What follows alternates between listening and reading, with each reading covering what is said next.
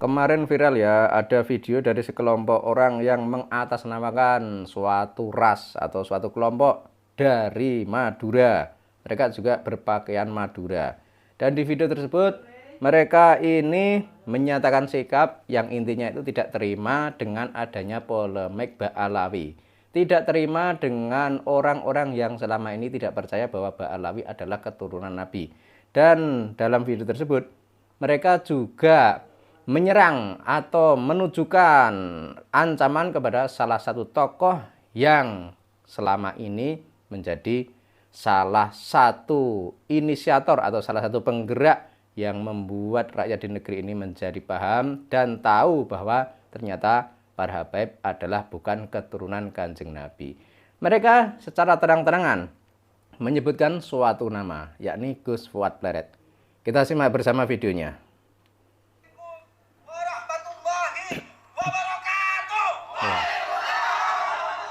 Jadi dari awal sudah teriak ya, Assalamualaikum warahmatullahi wabarakatuh, kan gitu ya.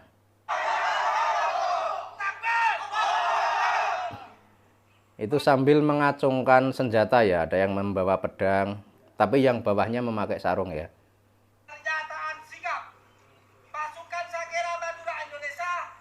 Pasukan Sakera Madura Indonesia ya. Jadi mereka ini mengatasnamakan suatu organisasi bernama Sakera dari Madura ya.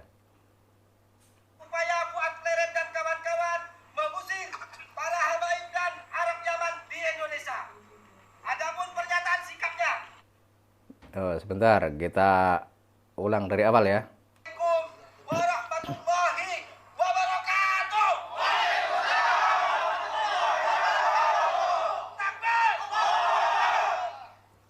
Pernyataan sikap pasukan Sakera Madura Indonesia. Pasukan atas Sakera. upaya Fuad Pleret dan kawan-kawan mengusir para habaib dan Arab Yaman di Indonesia.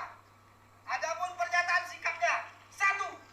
Kami pasukan Sakera siap berjihad membela habaib yang diancam oleh Fuad Pleret dan kawan-kawan. 2. Yang pertama, mereka siap berjihad membela habaib yang diancam. Ini apa ya, logikanya ya memang lucu ya. Yang mengancam siapa, yang diancam siapa. Hari gini kok masih memutarbalikkan fakta seperti ini. Ya bisa ditertawakan anak kecil. Kita lanjut dulu. Meminta Kapolri untuk segera menangkap Fuad Pleret dan kawan-kawan karena dia pemecah belah persatuan dan kesatuan bangsa. Pemecah belah.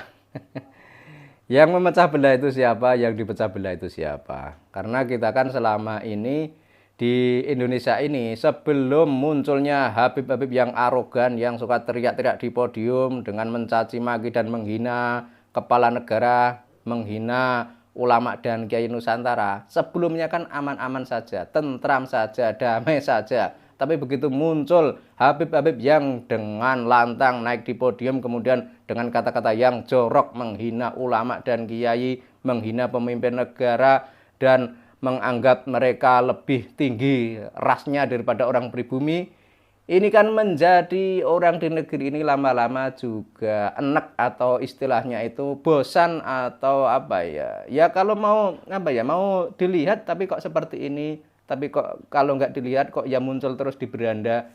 Jadi serba salah mungkin rakyat di Indonesia ini. 3.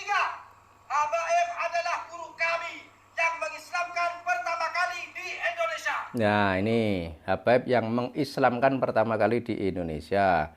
Dan ini juga harusnya mereka ini melihat sejarah yang ada di negeri ini.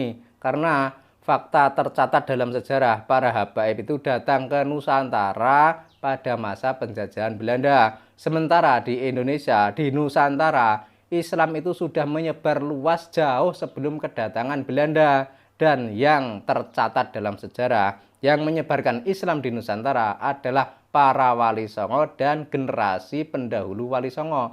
Nah kalau para habaib ini datangnya ke Nusantara jauh setelah Islam merata di Nusantara ini. Jadi kalau mereka menganggap bahwa habaib yang mengislamkan Indonesia atau mengislamkan Nusantara, ya harusnya mereka belajar sejarah lagi. 4. Meminta kepada dalang dan penyandang dana untuk menghentikan suplai kepada Fuad Pleret dan kawan-kawan. Nah ini meminta kepada dalang dan penyumbang dana. Yang menyumbang siapa? Jadi kalau menanggapi hal-hal seperti ini malah lucu ya, dan bikin tertawa saja. Jadi mungkin karena mereka itu terbiasa dengan hal-hal seperti ini. Jadi misalnya jika melakukan sesuatu harus ada dananya, jika melakukan suatu gerakan harus ada yang membiayai, sehingga beranggapan bahwa apa yang terjadi di negeri ini dianggap semua itu adalah ada yang menyokong biaya, ada yang menyokong dana dan lain-lain. Tapi kita lihat dulu nanti bagaimana kelanjutan dari apa yang mereka sampaikan ini.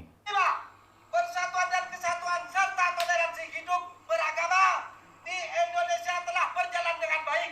Ya. Jangan dinodai oleh Fuad Pleret dan kawan-kawan, sehingga kehidupan yang sudah rukun antar suku dan agama pecah belah karena pernyataan video tersebut. 6. Kami siap bertemu Fuad Pleret dan kawan-kawan kapan dan di mana pun. Kami siap bertempur jihad demi membela habaib dan persatuan bangsa. Takbir! Kalau melihat seperti ini sebenarnya kita tuh kasihan ya. Ada orang pribumi kemudian mau saja diadu domba oleh klan Ba'alawi dari Yaman. Cuma gara-gara ingin membela habaib dari Yaman.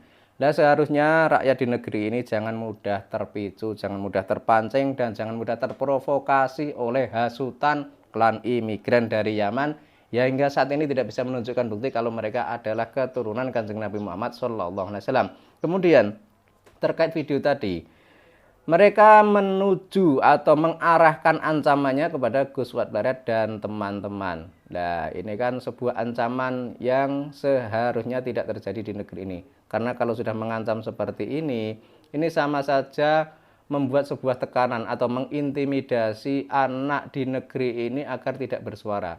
Nah, ini sangat berbahaya. Ini bisa menciderai kebebasan bersuara di negeri ini. Kemudian terkait tentang poin-poin yang mereka sampaikan tadi, itu kan poin-poin yang tidak masuk akal semua. Dia bilang ada yang Gus Fuad dan teman-teman itu sumber pemecah belah dan lain-lain, kemudian ada penyandang dana dan lain-lain. Dan ini kan semua itu berita hoak dan berita bohong yang tidak bisa dipertanggungjawabkan kebenarannya. Makanya sekarang itu harusnya itu ya kita itu bersama-sama memberikan edukasi dan penjelasan kepada rakyat di negeri ini agar semua itu paham dan tahu, agar tidak salah paham. Artinya harusnya orang itu belajar itu tidak hanya pada satu kelompok atau satu golongan, tapi belajarlah ke orang lain agar wawasan dan ilmu itu makin luas, sehingga tahu sebenarnya habaib itu keturunan Nabi atau bukan. Lah kalau orang itu belajarnya atau bergurunya hanya kepada habaib saja, ya otomatis akan terdoktrin seperti ini. Jadi si Habib ini bilang apapun pasti akan dipercaya. Habib bilang bahwa mereka keturunan Nabi, ya mereka juga akan percaya karena tidak ada perbandingan yang lainnya. Tapi karena sekarang itu sudah era digital, era modern, semua itu bisa terungkap secara jelas, secara transparan, sehingga misalkan dulu itu habaib bisa dengan seenaknya bilang kalau mereka adalah keturunan Nabi, kemudian banyak orang yang percaya. Nah sekarang kalau sudah ada media sosial seperti ini, semua itu harus dicek kebenarannya. Benar tidak habaib adalah keturunan Kanjeng Nabi, itu saja. Tapi ya sekali lagi, karena mereka itu kelihatannya memang sudah taklid buta dan sudah terdoktrin atau sudah dicuci otaknya oleh klan Ba'alawi dari Yaman agar membela mereka, agar membantu mereka, ya akhirnya seperti ini mereka akan melakukan hal-hal yang sangat merugikan bangsa ini. Artinya mereka ini mau diadu domba oleh klan Ba'alawi dari Yaman cuma gara-gara ingin membela klan Ba'alawi dari Yaman. Dan kalau melihat kejadian seperti ini, kita itu cuma tertawa dan lucu dan aneh saja ya. Kenapa ada orang pribumi yang rela mati membela imigran dari Yaman? Karena imigran dari Yaman tidak diakui di negeri ini sebagai keturunan Kanjeng Nabi. Ini loh, kalau pakai logika itu harusnya itu hal seperti ini tidak terjadi. Kita ini orang Nusantara, kita ini orang Indonesia, kita ini adalah keturunan para Duriyah Wali Songo. Kita ini keturunan raja-raja Nusantara. Kok mau-maunya membela imigran dari Yaman yang dulu itu jelas-jelas datang ke Nusantara, didatangkan oleh Belanda, membantu Belanda, membela Belanda dalam rangka menjajah bangsa ini.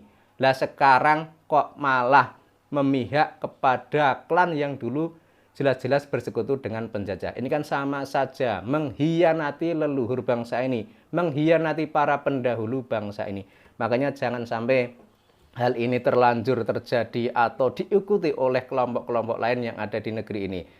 Harusnya semua itu sadar dan paham bahwa semua ini hanyalah propaganda atau adu domba yang dilakukan oleh klan Ba'alawi agar rakyat di negeri ini saling berseteru, saling bermusuhan. Yang satu membela Habib, yang satu tidak membela Habib, yang satu mendukung Habib, yang satu tidak mendukung Habib. Ini kan salah satu trik adu domba sebagaimana yang dulu dilakukan oleh Hindia Belanda. Karena kalau kita membaca sejarah, Belanda itu kalau mau menyerang bangsa ini, menyerang kerajaan-kerajaan di Nusantara, mereka itu tidak mungkin akan menang. Maka dengan cara adu domba inilah Belanda akhirnya bisa menguasai bangsa ini. Kalau secara face to face atau perang antara negara Belanda atau VOC melawan kerajaan di Nusantara, satu kerajaan melawan kerajaan mereka, ya belum tentu kerajaan Belanda atau kerajaan VOC itu akan menang. Tapi karena mereka itu melakukan trik adu domba, mempengaruhi kerajaan-kerajaan lain di Nusantara, sehingga mereka ini menjadi sebuah kekuatan yang dimanfaatkan oleh Hindia Belanda atau VOC untuk melawan suatu kerajaan yang dianggap berat oleh VOC kala itu. Dan hal ini juga mungkin sekarang diterapkan oleh para Habib dari Yaman yang dulu jelas-jelas adalah anteknya penjajah Belanda. Dan sekali lagi harusnya rakyat di negeri ini mulai cerdas dan paham. Jangan mudah terprovokasi, jangan mudah terdoktrin, jangan mudah terbujuk, jangan mudah tertipu oleh doktrin Ba'alawi dari Yaman yang jelas-jelas mereka ini tidak bisa menunjukkan bukti kalau mereka adalah keturunan Kanjeng Nabi Muhammad SAW.